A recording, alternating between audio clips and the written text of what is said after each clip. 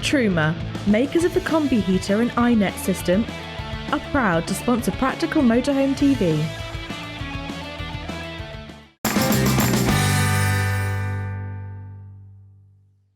Welcome back. Coming up, we get chilly with Bailey in the Arctic.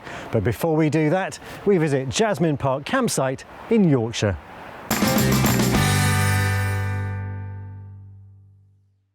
Situated just off the main Scarborough to Pickering Road in sunny North Yorkshire, Jasmine Park is one of only 7 North East sites to make our Top 100 Sites Awards. It's a peaceful and friendly site, perfectly placed for exploring the North Yorkshire moors and the wild, sandy coastline to the east. Within the hour you can get to Whitby, Scarborough, York, Malton, Castle Howard, Filey, Bridlington. We're central to most of it, but we are in the quiet of the countryside if that's what you prefer as well, so best for all really. And while it's a great place for getting out and about, the facilities in the park are pretty good too. 2017 has seen Jasmine Park move up from a 4 Gold AA Pennants Award to a 5 Gold Pennants Award. Plus, it has a 5-star rating from the team at Visit England. There are 64 touring pitches on the site, all hard-standing and all superior pitches, which means there's mains hookup, a TV point, running water and grey water disposal, all within easy reach. And while there's no drive over motorhome point, there is a separate LSAN point for dealing with your cassette toilet.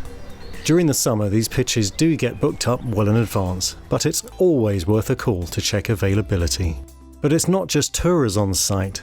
A couple of static caravans are available for hire, so non-touring friends can come and join you. They have clean, modern interiors and well-equipped kitchens, and there's even a fire if the Yorkshire evenings get a little too chilly. There's plenty to keep children occupied too, from a football pitch to a neatly segregated play area with swings and a climbing frame, nicely surrounded by a noise-baffling hedge.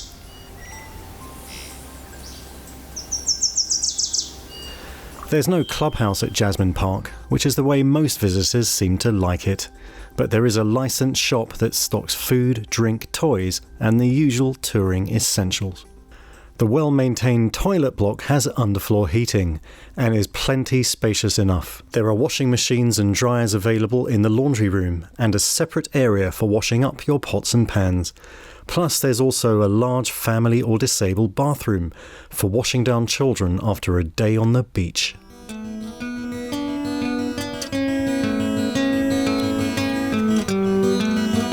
Talking of beaches, Scarborough may be the obvious choice, but there are plenty of other more secluded beaches along this stretch of coast. But be aware, some of them have been reported to have become unofficial naturist ones. There's plenty more to do inland with the North Yorkshire moors on your doorstep. Dalby Forest Visitor Centre just 10 miles away, and the small family-run Thornton-Lee Dale Motor Museum just a 12-minute drive.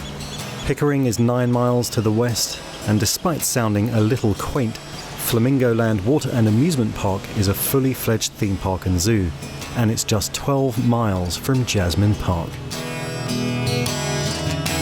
Public transport links are available from the site, but they do involve a 20-minute walk or a short car journey. There's a bus stop up in the village in Snainton. There's a 1 to 8 service there that goes every hour from Scarborough, which is about 20 minutes away, all the way along the A170 to Helmsley. So there's some lovely villages and towns to be able to stop off there and have a wander around. It's about a 20-minute walk up to the bus stop from here, but if you want to go up in the car, there is a parking there near the village hall, so you can leave the car there and hop on the bus and go wherever you want to if that's what you want to do. It's such a good site. The gardens are kept clean, the toilet block is clean, it's a flat area, there's plenty of walks. It's clean, it's very friendly, I mean the wardens are great. If they have any problems, you know, they'll come sort you out, and it's, you know, when it's summer it's brilliant. The way that the site is run, the way that they cut the grass religiously, the way that they trim the edges, the way that they weed everything, the whole thing is so pristine. It's a fabulous, fabulous site. Wish we'd have been here years ago.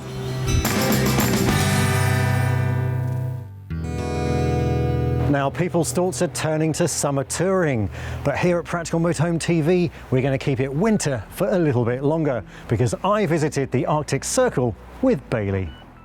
Welcome to Ivalo in Finland. We're 200 kilometers inside the Arctic Circle. Why are we here? It's not every day of the week we rock up in a place like this.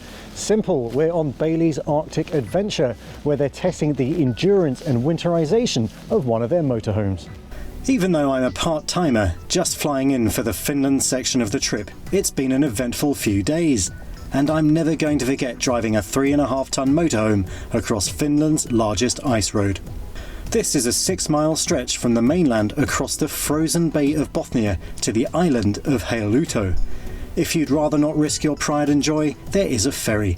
But this trip isn't called the Arctic Adventure for nothing.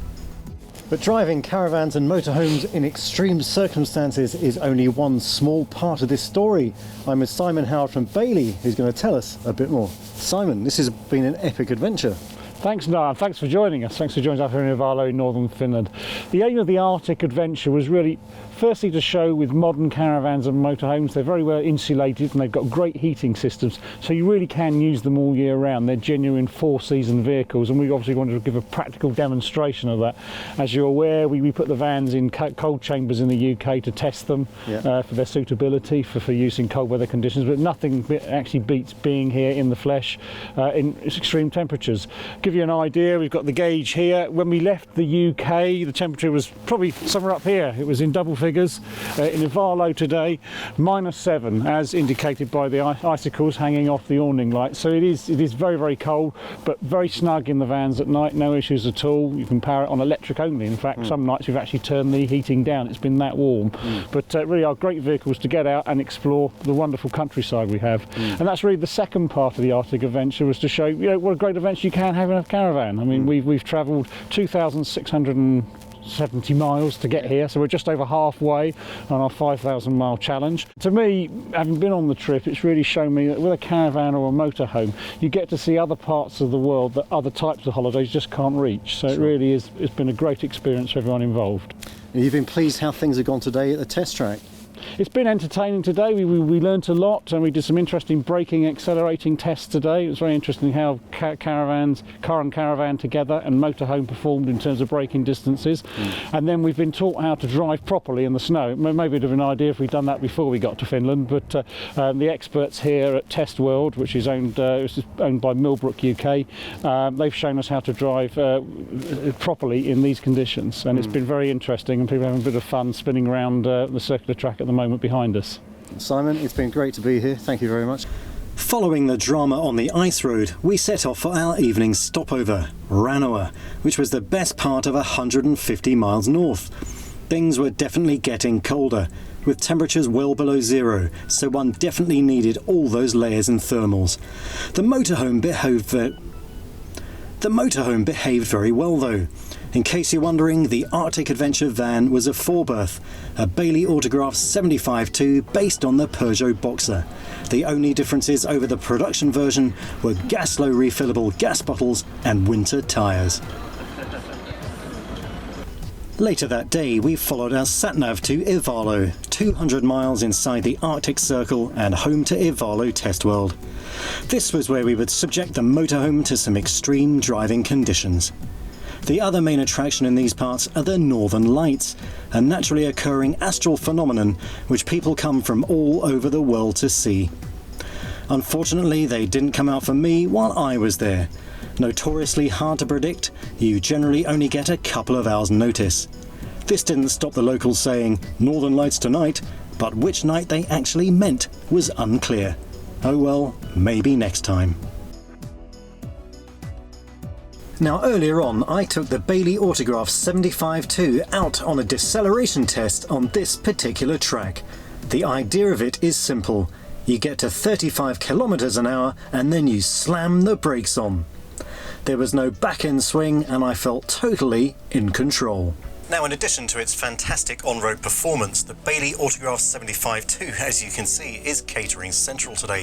Yes, campervan chef Martin Dorey is busy making a seafood chowder, and I'm really gutted I'm going to miss it because it looks absolutely amazing. Now, this van has performed admirably on the trip. It's got an interesting layout, the French bed at the back, the corner washroom, and the double bed up here in the parallel lounge, so very well appointed for this kind of job. And because it's got Aldi wet central heating, the temperature on board has been pretty good too. In fact, we've had no complaints from anyone about staying in a van like this, and Martin Dorey is particularly pleased there's so much worktop to use in the kitchen. Sadly, my time on Bailey's Arctic adventure is coming to an end because I'm preparing to fly home this morning. The team has actually got another 7 days of doing this, so good luck to them. Now, I think this is fairly successful, the actual outcome of this mission. They basically want to assess whether these vehicles can be pushed to the limit, and I'm sure the answer so far is a resounding yes. Temperature on board at night is very agreeable for sleeping. They're doing well in the icy conditions, and you can't really say fairer than that. I think only with some time left to go in their mission, you can almost say they've accomplished their goals.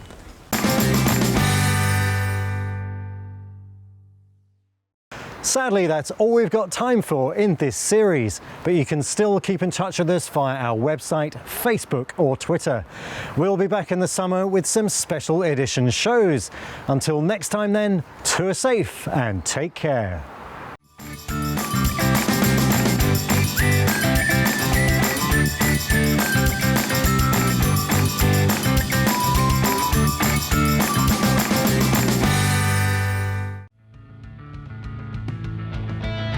Truma, makers of the Combi heater and iNet system, are proud to sponsor Practical Motorhome TV.